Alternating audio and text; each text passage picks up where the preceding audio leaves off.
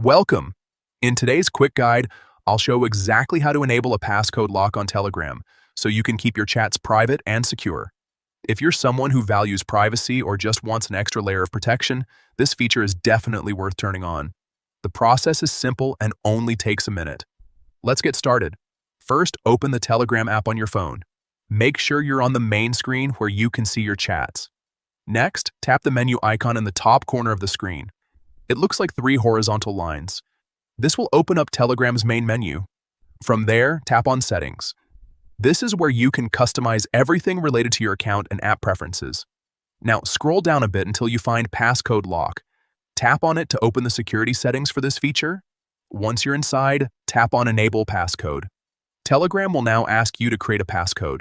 Enter a passcode that you'll remember but that others won't easily guess. After entering it once, you'll need to confirm it by typing it again. And that's it. Your passcode lock is now active. From now on, whenever you open Telegram or return to it after some time, you'll be asked to enter your passcode before accessing your chats. This adds an extra layer of security, especially if someone else gets hold of your phone. You can also explore additional options in the same section, like auto-lock timing or unlocking with biometrics, depending on your device.